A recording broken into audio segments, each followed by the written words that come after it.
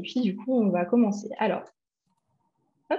Déjà, je vais me présenter parce que c'est vrai qu'on ne se connaît pas. Je connais certains d'entre vous, je sais qu'il y a certains clients parmi vous aujourd'hui. Mais voilà, moi je suis Mathilde Vernet, du coup je suis chargée de communication chez Dataluni. Et du coup, pour vous parler un petit peu de Dataluni, de notre activité, nous en fait on accompagne les écoles dans le développement de leur réseau Alumni. Donc, on a trois activités. La plus grosse qui est en fait un outil de gestion de réseau Alumni. Donc, en fait, une plateforme Alumni dans laquelle les écoles vont pouvoir réunir toutes les parties prenantes de leur réseau. À savoir les anciens étudiants, les formateurs, les équipes pédagogiques, tout ça, et les recruteurs. On est également une agence de communication parce qu'on accompagne certains de nos clients dans l'animation de leur réseau Alumni, donc à travers les réseaux sociaux, à travers la création de newsletters, mais également dans la réalisation de portraits d'anciens étudiants. Et on intervient également au niveau des enquêtes de certification pour certaines écoles qui n'ont pas forcément de plateforme, mais ont une problématique de renouvellement de titres. Parce que vous savez que France Compétences en fait, demande des enquêtes d'insertion professionnelle, savoir le devenir de vos diplômés. Et du coup, en fait, tout simplement, on prend notre téléphone et on les appelle pour vous. Voilà. Euh, et pour redétailler un petit peu plus, notre activité principale, qui est en fait une plateforme SaaS qui s'articule autour de 5 fonctionnalités. En fait, donc il y a un annuaire qui permet de regrouper tous les membres du réseau, toutes les parties prenantes du réseau. Un système de mentorat qui permet notamment à des anciens étudiants d'accompagner des étudiants sur des problématiques liées à leur cursus ou à leur orientation professionnelle, par exemple, mais également un blog collaboratif pour permettre de garder le lien entre les anciens et l'école, donc partager les actualités de l'école, partager le parcours des anciens étudiants. Un job board pour permettre de créer des opportunités d'emploi au sein du réseau, mais également permettre à des recruteurs de poster leur offre d'emploi. Et un outil statistique qui permet de faciliter en fait, les fameuses enquêtes d'insertion professionnelle dont je vous parlais avant, mais également de connaître les leviers de motivation des membres et notamment des étudiants, puisque en fait, à travers notre activité, en fait, on brasse un certain nombre de data chez Dataluni et notamment auprès des étudiants, qui nous permet d'être au fait, d'avoir des informations sur leur levier de motivation, sur leur intérêt, sur leurs critères, leurs objectifs, tout ça, et qui nous permet, nous, d'accompagner nos clients en fait, dans l'animation de leur réseau, mais également, à travers ce type de webinaire, d'aller un petit peu plus loin sur le sujet, notamment en abordant la question des conversions de leads qui nous intéressent aujourd'hui. Et du coup, j'en viens à mon plan du jour pour le webinaire qui va être assez simple, où je vais commencer directement par parler stratégie de conversion de lead. C'est pour ça qu'on est là, de savoir, en fait, après les salons, après les JPO, comment on accompagne son lead pendant toute la période, son parcours d'inscription, pour qu'à la fin, vous soyez vraiment l'école gagnante dans son choix. Et ensuite, d'avoir une partie un peu plus axée sur la communication. C'est que, OK, il y a une stratégie de conversion de lead, mais quel type de contenu on met en avant? Donc, soit on est très gentil chez Datalumi et on vous donne des conseils, soit on est machiavélique, on vous donne des devoirs. Je ne sais pas, ça dépend du point de vue que vous avez. Mais en tout cas, vous aurez vraiment une approche un peu 360 sur la conversion de lead. Et ensuite, on finira par une partie questions-réponses. Donc, pardon. Tout d'abord, pour comprendre la conversion de lead, il faut déjà remettre un petit peu dans le contexte que l'acquisition étudiante, en 2023, elle est un petit peu plus compliquée qu'il y a quelques années, pour la première raison qui est la suivante, c'est que aujourd'hui, un étudiant, il a le choix. Il a le choix parce que en fait, il y a de plus en plus d'écoles qui voient le jour, donc il y a de plus en plus de concurrence. Et du coup, vos étudiants, pendant les salons, ils sont un peu comme ça. Voilà, ils ont beaucoup de choix devant eux et ensuite, il faut malheureusement choisir. Mais ce n'est pas que cette raison-là, puisque en fait, il y a d'autres critères qui rentrent en jeu, notamment le fait est qu'il y a une démocratisation des formations en alternance aujourd'hui, à savoir que un étudiant qui fait de l'alternance, le fait de postuler à plusieurs écoles, pour lui, ça a beaucoup moins d'impact qu'avant, parce qu'en fait, tout simplement, il ne finance pas sa formation. lui, il n'a pas de souci à évaluer vraiment plusieurs possibilités et à papillonner un petit peu à droite à gauche et élargir son champ de choix vis-à-vis de toutes les écoles existantes. Du coup, la difficulté, c'est que les écoles, elles doivent se rendre de plus en plus visibles et rester dans le champ de vision de l'étudiant, du lead, pour faire partie au moins du top 5 au moment du choix. Et également, en fait, une prise de décision qui est de plus en plus tardive pour les étudiants, puisque, en fait, avec la phase d'admission complémentaire Parcoursup, notamment, où en 2023, ça va jusqu'au 12 septembre, me semble-t-il, où, en fait, jusqu'à septembre, les étudiants ont encore la possibilité de faire leur choix. Donc, ce n'est pas tous les étudiants, mais mine de rien, ça rajoute une problématique du fait est que le lead que vous avez généré pendant vos salons, vos JPO en janvier-février, il va s'inscrire en septembre. En fait, il y a un laps de temps qui est assez conséquent entre ces deux actions et il va falloir vous accrocher à votre lead pour, à la fin, faire toujours partie des choix de sélection. Et du coup, pour réussir à convertir le lead et à accompagner le lead, il faut se mettre un petit peu dans sa tête et surtout, il faut suivre son parcours d'inscription. C'est très important. Alors, et là, on rentre dans le vif du sujet.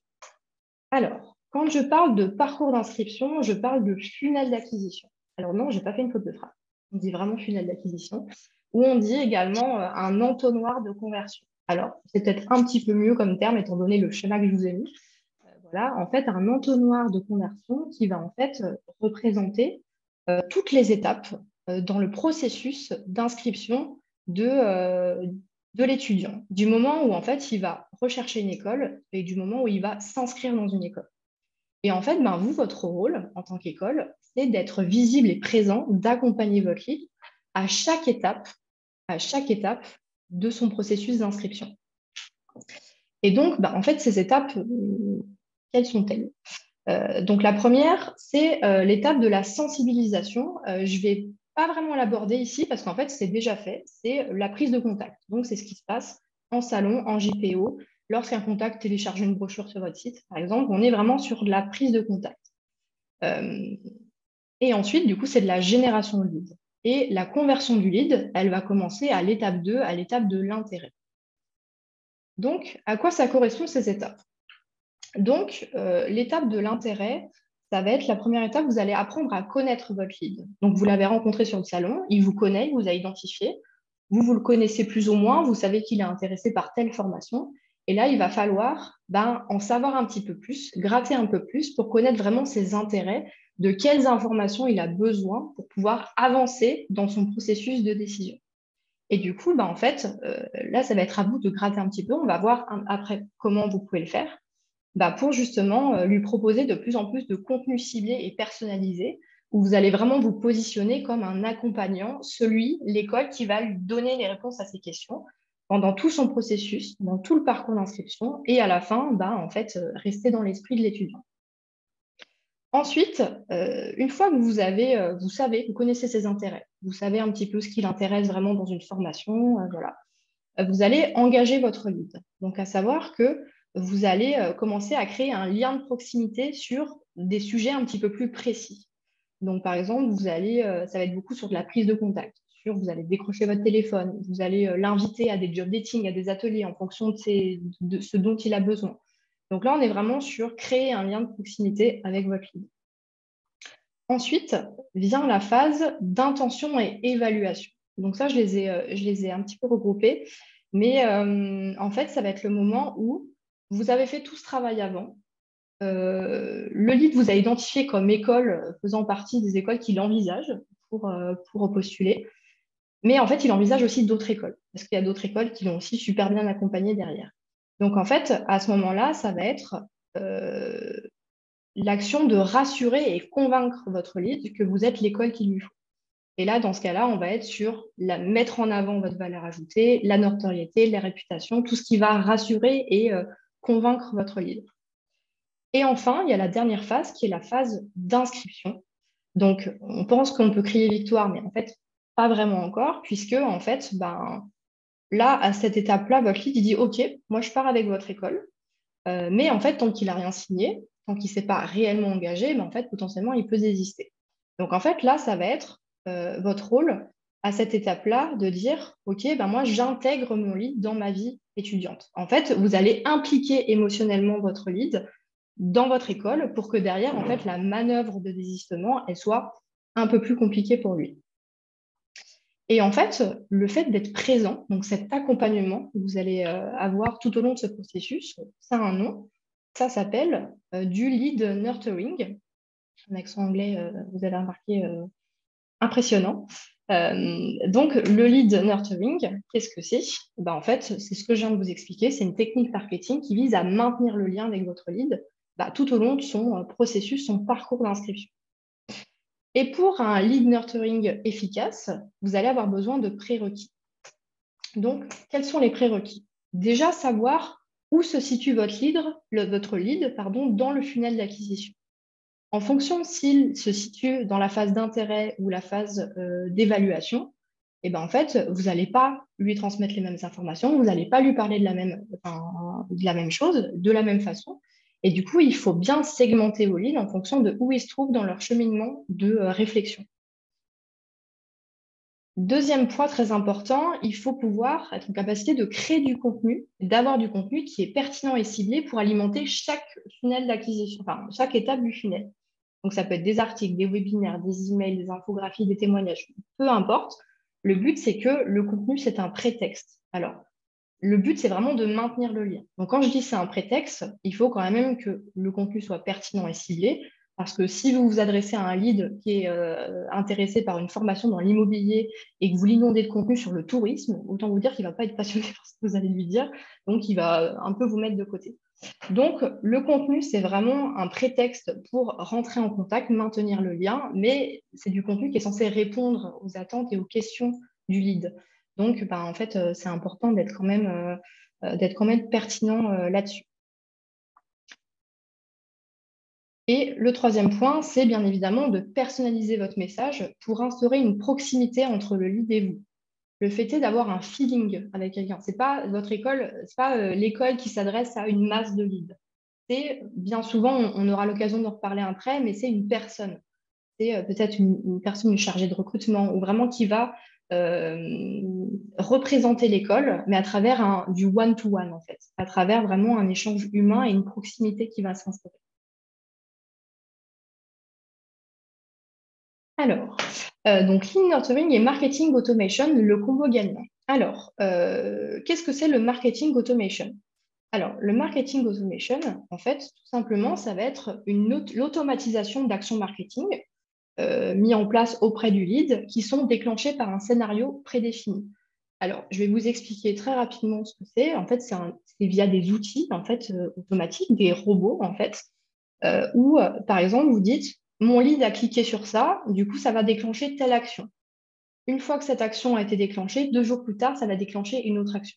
Donc, en fait, c'est tout un scénario, en fait, un arbre d'actions que vous pouvez créer via des outils de marketing automation qui va, en fait, automatiser vos actions et vous permettre, en fait, d'être un petit peu plus rentable, de pouvoir faciliter, on va dire, ces différentes actions euh, et, euh, permettre de vraiment vous libérer un petit peu d'espace.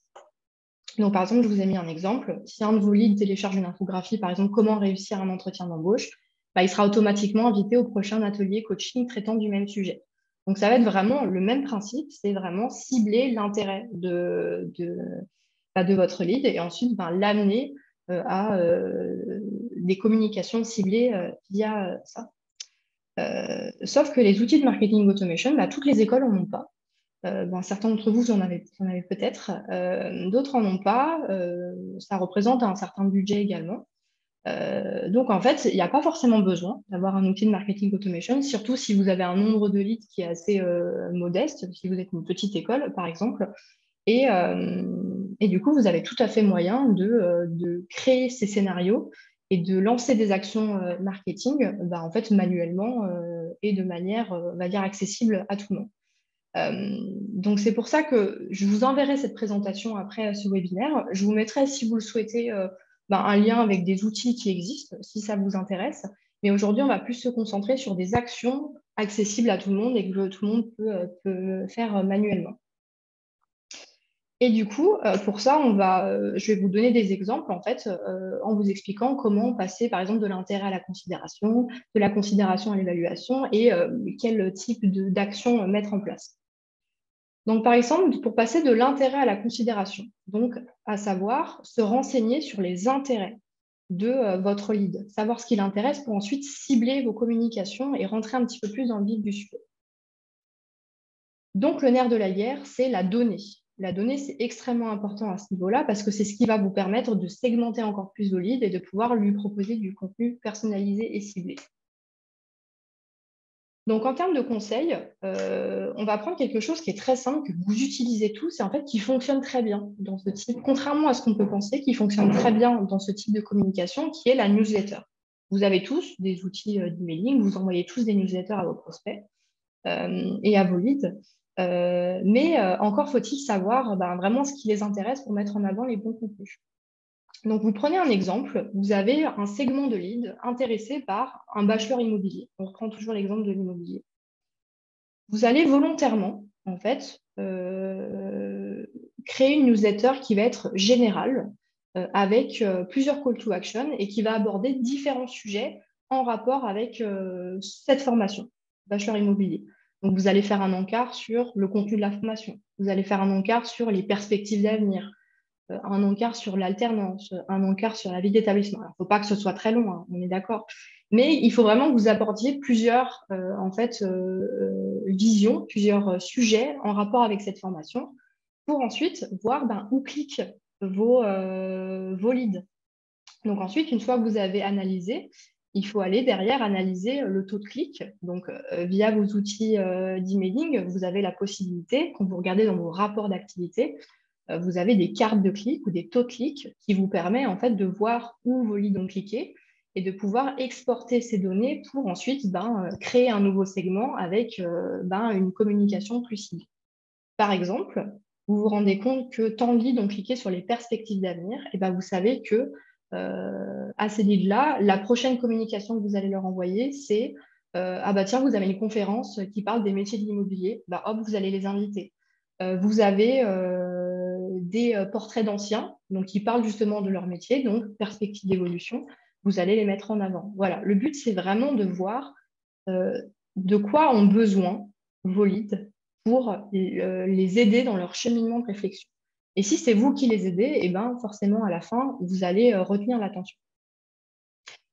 Une fois que vous avez identifié justement ces besoins et ces critères, il va falloir du coup engager votre lead, comme je vous l'ai expliqué un petit peu avant, en amenant vraiment du lien de proximité.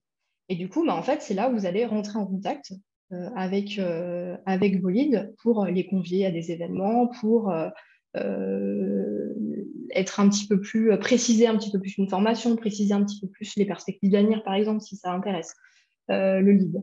Et donc ça, on vous conseille d'utiliser ce qu'on appelle le marketing conversationnel. C'est donc certaines écoles le font. Hein. C'est vraiment de privilégier toujours une communication one-to-one, une communication humaine, en fait, vraiment d'un humain à un humain, via des supports que vos leads et les étudiants connaissent. Donc, à savoir Messenger, Instagram, WhatsApp, même Snapchat, voilà, TikTok, voilà, pour les plus jeunes d'entre vous.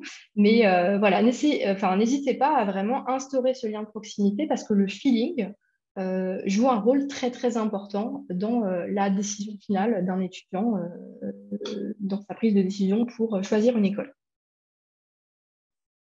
Ensuite, passer de la considération à l'intention-évaluation. Donc là, on est vraiment sur, OK, vous avez créé un lien de proximité, vous connaissez les intérêts, et donc maintenant, il faut se différencier de la concurrence et montrer que en fait, vous êtes l'école dont ils ont besoin.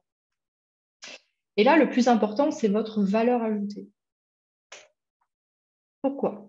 Parce que en fait, là, c'est le moment où le lead, il a besoin d'être rassuré. Là, il est dans la dernière phase, on va dire, dans les dernières phases de son processus. Il va candidater, il va prendre une décision. Alors, il va prendre une décision, il va peut-être candidater à plusieurs écoles, mais mine de rien, vous êtes dans ces écoles-là. Et à la fin, il n'y a qu'un choix possible. Donc, là, il va falloir tout mettre en avant pour rassurer et valider le choix de votre lead. Donc là, vous allez mettre en avant vos avis Google, vos success stories, vos taux de réussite, vos chiffres d'insertion professionnelle, vos certifications, bref, tous les atouts que vous avez et qui vont vous différencier de la concurrence. Vous avez également une bonne pratique à mettre en place, toujours pour mettre en avant ce lien de proximité et l'humain, en fait, de mettre en relation un de vos étudiants, par exemple, un de vos étudiants, si vous avez un bachelor immobilier, avec un de vos leads qui est intéressé par un bachelor immobilier. Parce qu'en fait, vous allez avoir un retour d'expérience. Le retour d'expérience, il est très important à ce moment-là. Donc déjà, vous allez avoir une relation qui est plus égalitaire et de confiance, parce que ce n'est pas une école qui parle à un lead, ce n'est pas un adulte qui parle à un lead, c'est un étudiant qui parle à un étudiant. Donc là, on est vraiment sur un rapport égalitaire dans le dialogue. On est sur un dialogue qui va être désintéressé, puisqu'on n'a pas tout le côté commercial qui va rentrer en place. On est vraiment sur un étudiant qui partage son expérience auprès d'un autre étudiant et le sentiment de transparence. Le lead, il se dit d'accord, bon, il me met en relation avec un étudiant, bon, c'est que l'étudiant est content quoi, de sa formation. Et en fait, j'aimerais vraiment accentuer sur cette partie, sur cette étape-là, parce que c'est sur cette partie où vous allez avoir le plus gros travail à faire, parce que quand il y a une prise de décision de la part d'un lead, de la part d'un humain, en fait, une prise de décision importante dans sa vie, il a besoin d'une validation, il a besoin d'un retour d'expérience. Et là, il y a un exemple que je vais vous donner qui est très simple, qui va peut-être un peu plus vous parler pour illustrer ce que je vais dire. C'est ce qu'on appelle la courbe de diffusion de l'innovation.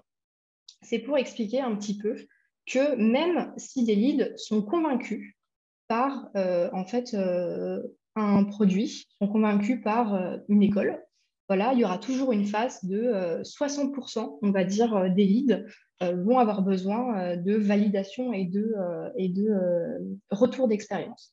Donc là, par exemple, si je vous donne l'exemple de ça, on parle de lancement de produit. Pour que ça parle à tout le monde, on parle du nouvel iPhone. Voilà. Vous allez avoir différents types de leads. Vous allez avoir les innovateurs qui, eux, vont acheter le jour même parce qu'ils sont convaincus. Ils savent que iPhone, le jour même, j'ai pas besoin d'être convaincu. Vous avez les premiers adeptes, donc eux, c'est un petit peu plus les suiveurs. Ils vont attendre 2, 3 jours, ils vont voir si ça fonctionne et puis ensuite, ils vont commander.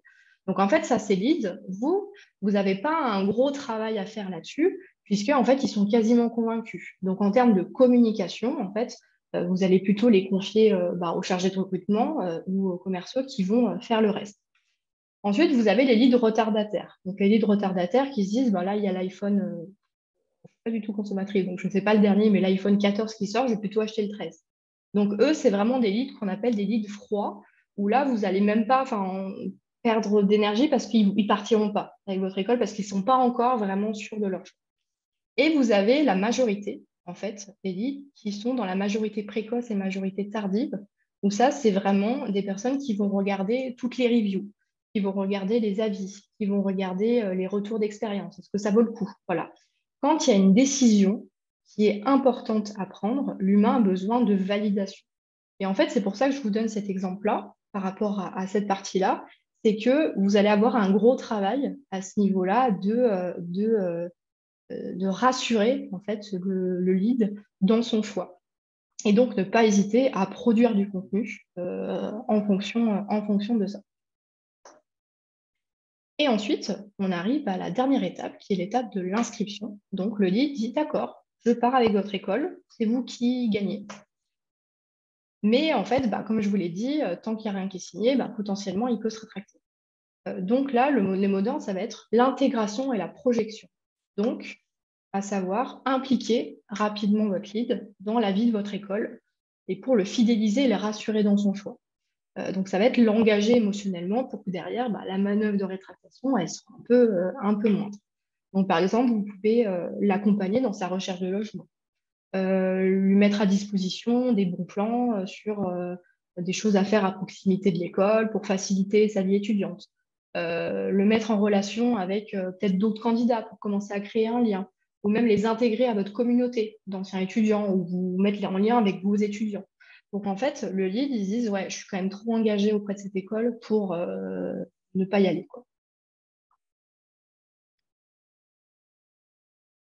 Et du coup, donc, ce qu'il faut retenir de cette stratégie de conversion lead, de tout, en fait, du lead nurturing, c'est que maintenir le lien à tout prix grâce à du contenu pertinent et ciblé. Ça, c'est la première chose. Encore une fois, je vous dis que le contenu est un prétexte, mais c'est vraiment le côté de maintenir le lien. Il faut, en fait, pendant tout ce processus, surtout, je vous expliquais un petit peu avant que potentiellement, ça peut être sur plusieurs mois, des mois et des mois, où vous allez devoir maintenir le lien. Donc, c'est vraiment d'être présent et visible dans le champ de vision de vos leads, quoi. Et le deuxième point important, c'est l'humain au cœur de vos échanges. Donc, le lien de proximité, le feeling, c'est très important quand vous vous adressez justement à vos leads. Et du coup, quand on parle de maintenir le lien grâce à du contenu pertinent et ciblé, en fait, de quoi on parle, en fait, quand on parle de contenu pertinent et ciblé. Et du coup, on arrive à la deuxième partie du coup, de ce webinaire qui va être, quel type de contenu, en fait, instaurer dans votre stratégie de lead nurturing.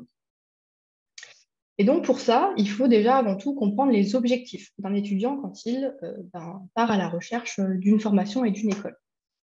Donc, bon, ça, je ne vous apprends rien, hein. Les objectifs d'un étudiant, c'est quand même choisir une formation qui lui correspond, d'avoir une belle employabilité, parce que le but derrière de choisir une formation, c'est de trouver un emploi, et de trouver de surcroît un emploi en CDI, c'est encore mieux, et également de vivre une expérience étudiante, parce que c'est quand même super chouette de pouvoir quand même faire un peu la fête.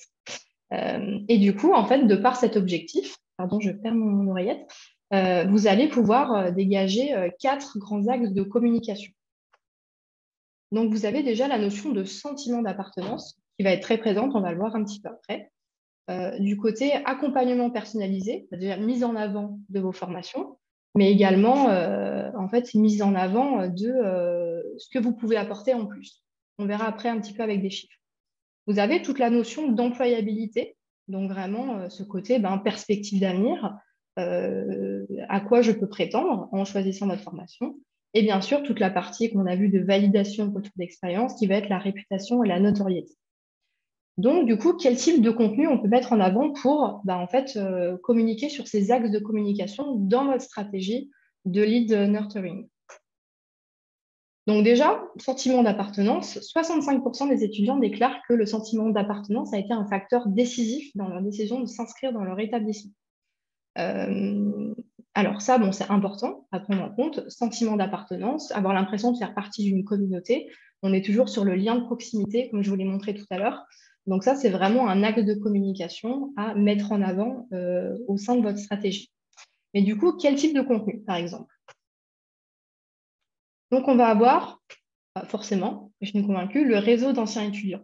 Donc, le réseau d'anciens étudiants, d'un point de vue sentiment d'appartenance, là, on est complètement dedans, où justement, en fait, en tant qu'école, vous vous positionnez en tant que école qui suit le parcours de ses diplômés, et ce, même après la formation. Donc, en fait, vous avez quand même un attrait pour votre communauté, vous vous souciez de la suite, de l'après, du devenir de votre communauté. Donc ça, c'est quelque chose qui est très vendeur face à vos leads.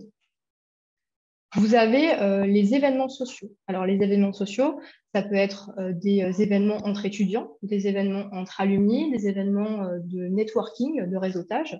Et en fait, vous vous positionnez en école créatrice de liens et qui établit une proximité entre les différents membres du réseau.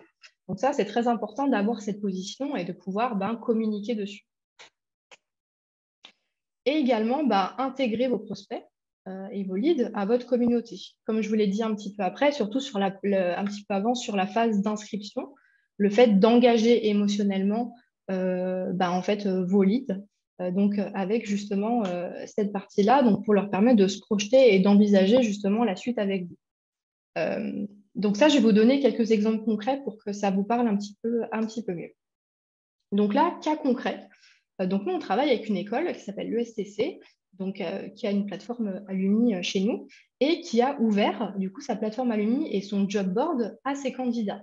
Donc au moment de la phase d'inscription, en fait, elle a intégré ses candidats à sa plateforme. Donc ils ont l'occasion de pouvoir discuter avec les membres de la communauté. Ils ont également accès aux offres d'alternance.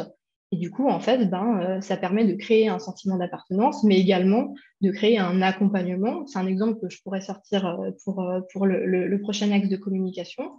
Mais là, on est vraiment sur une école qui donne énormément de crédits assez lides en les intégrant au sein de leur communauté. Autre exemple, donc, le master entrepreneurial IAE de Lyon, avec qui on travaille, qui, pour ses 30 ans, a organisé une soirée networking, donc qui permet de regrouper en fait, toutes les parties prenantes du réseau. Et ensuite, ils ont communiqué dessus sur les réseaux sociaux, et du coup, ça leur fait une super visibilité sur en fait, le master entrepreneuriat. C'est une formation qui privilégie le networking, le lien entre ces différentes parties prenantes, et c'est également très vendeur pour développer le sentiment d'appartenance de votre école.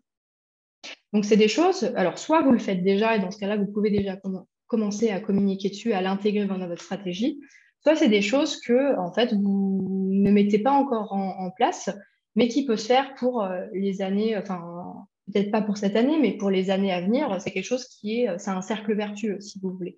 Donc, voilà. Ensuite, le deuxième point, ça va être l'accompagnement personnalisé. Donc, en fait, il y a 57% des étudiants qui se sont peu préparés à la réalité du monde du travail aujourd'hui. Parce qu'en fait, il ne faut pas oublier qu'il y a des étudiants qui en fait, ne font pas d'alternance. Il ne faut pas les oublier non plus. Il y a des étudiants qui sont en formation initiale. Et quand on ne met pas l'alternance, et derrière, même s'il y a certains stages, on peut se sentir peu préparé quand on arrive dans le monde du travail. Je vous ai mis d'autres chiffres ici. Je vous laisserai regarder à tête reposée, hein, parce que je vois que le temps file un petit peu. Voilà, donc quel type de contenu on peut mettre en avant sur cet axe de communication-là?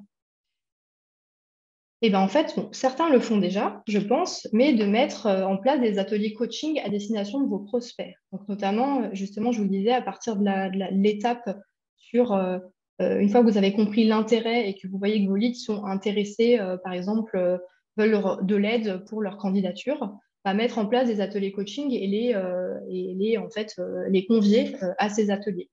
Donc, en fait, ça met en avant votre capacité d'accompagnement professionnel. C'est que vous n'êtes pas seulement une école qui propose des formations, vous êtes une école qui propose un accompagnement personnalisé professionnel, et toutes les écoles ne le font pas. Du coup, c'est des choses, des éléments à mettre en avant qui sont très utiles. Vous avez également les projets pédagogiques et professionnels, communément appelés les PPP, en fait, qui sont des projets, alors pas des projets sur 2-3 jours, hein, c'est vraiment des projets sur plusieurs mois, qui permet en fait tout simplement de responsabiliser les étudiants et de booster leurs compétences professionnelles. Donc là, je pense notamment en fait, aux formations initiales qui n'ont pas le côté d'alternance pour justement booster leurs compétences professionnelles. Et vous avez bien évidemment toujours le réseau alumni et le nombre de diplômés, en fait, de mettre en avant vos taux de réussite, le devenir de vos diplômés, le nombre de diplômés, voilà, ce qui permet en fait d'asseoir tout simplement votre légitimité quant à la qualité de votre formation. Vous avez tant de diplômés, tant de taux de réussite, voilà, c'est des choses où derrière, c'est sous-entendu que vous proposez un accompagnement qui est personnalisé pour accompagner du coup vos diplômés jusqu'à la sortie. Et le mentorat intergénérationnel. Donc, nous, c'est des choses qu'on met en place dans le cadre de notre plateforme Alumni, mais c'est tout à fait quelque chose que vous pouvez mettre de votre côté, à savoir, si vous avez gardé contact avec vos anciens, de permettre à un ancien d'accompagner un étudiant ou de permettre à un formateur, une autre personne, même d'autres étudiants, de pouvoir accompagner un autre étudiant, ce qui rajoute en fait un accompagnement supplémentaire de la part d'un membre de votre communauté. Et donc, accompagnement personnalisé, quelques cas concrets. Alors, je vais prendre mon propre cas. Donc voilà, c'est moi, effectivement, c'est moi, il y a quelques années, où en fait, quand j'étais étudiante, j'ai organisé les rencontres alumni de mon école. Donc, c'était dans le cadre d'un PPP. Et ce qu'il faut savoir, c'est que moi, j'ai pas eu la chance de faire des études en alternance. Et du coup, à un moment donné, quand je suis arrivée en Master 2, j'ai eu besoin de trouver une formation qui me permettait quand même de booster certaines de mes compétences.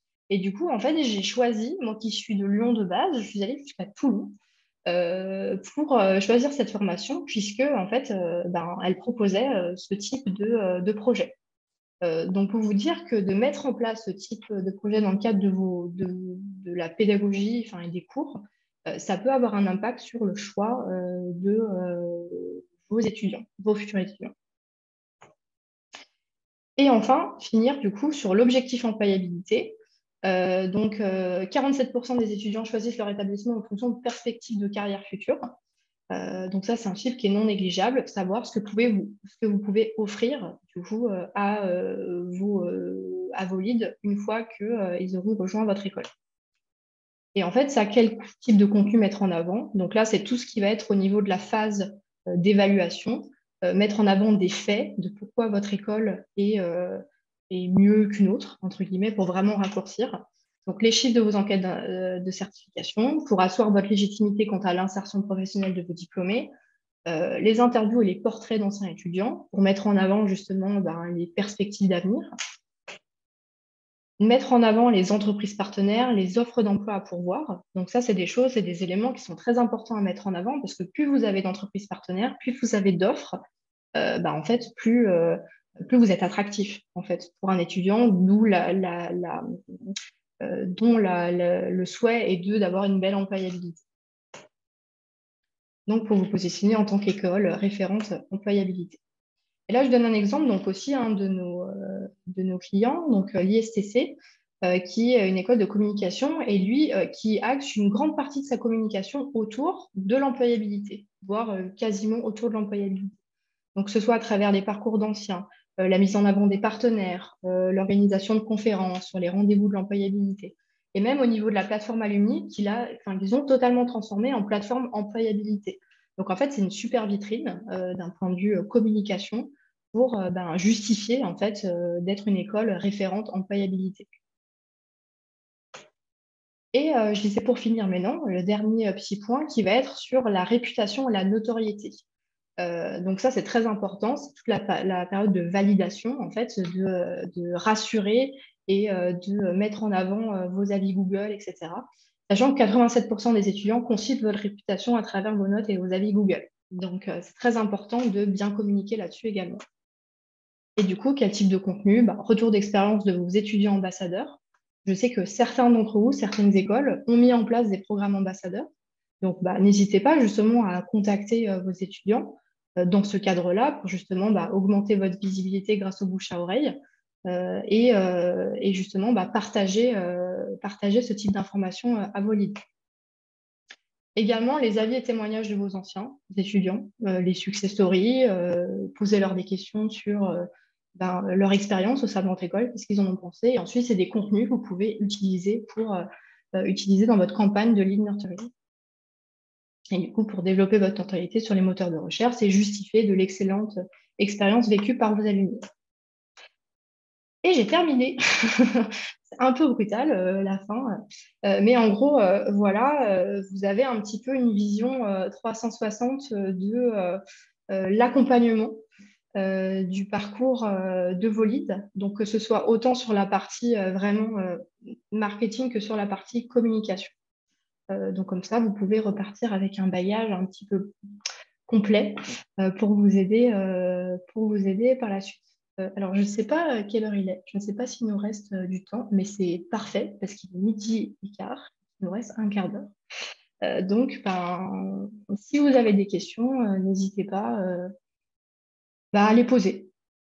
Si jamais vous pouvez, alors que ce soit dans le chat ou même si vous voulez prendre la parole, si vous n'avez pas encore eu de réponse. Oui, bonjour. Déjà, Bonjour. merci beaucoup pour votre présentation. Moi, j'ai une question parce que vous parlez de newsletter, etc. Oui. La constatation de notre côté, c'est que en fait, notre cible ne lit pas. Donc, Ok.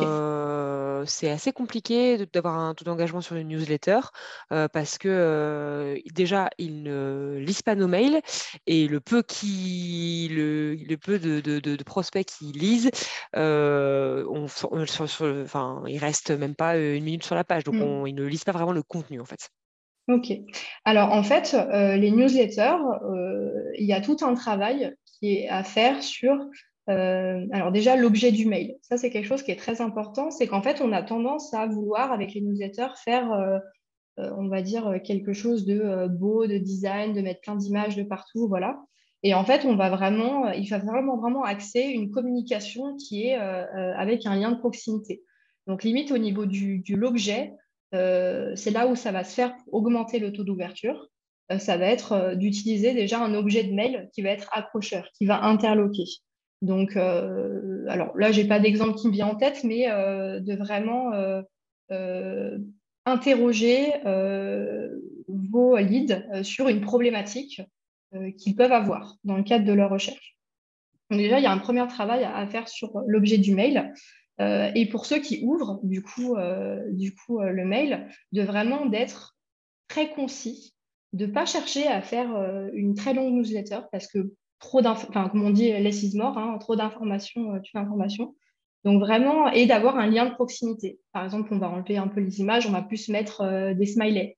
On va s'adresser directement à la personne, on va utiliser. Alors, si vous voulez tutoyer le tu, sinon le vous, mais vraiment identifié où je m'adresse à une personne et pas à un groupe. Donc déjà, pour essayer d'augmenter un petit peu le nombre de vues et le taux d'ouverture et le nombre de lectures. Si vraiment vous avez une cible qui ne lit pas du tout les newsletters, en fait, vous allez devoir les contacter par d'autres biais. Et c'est là où on en vient justement avec les, toutes les techniques donc, sur Messenger, sur WhatsApp, sur TikTok, voilà, tous ces réseaux sociaux-là. Et n'hésitez pas aussi à décrocher vos téléphones pour les contacter, en savoir un petit peu plus sur ce qu'ils recherchent. Parce que des fois, quand on n'a pas l'info, c'est dur d'orienter la communication. Donc, si vous voyez en fait, les newsletters, ça ne fonctionne pas, faut aller chercher d'autres biais, et notamment le marketing, voilà, Clémentine remet conversationnel. En fait, c'est très utile dans ce lien parce que, en fait, pour certains, les newsletters, c'est trop conventionnel.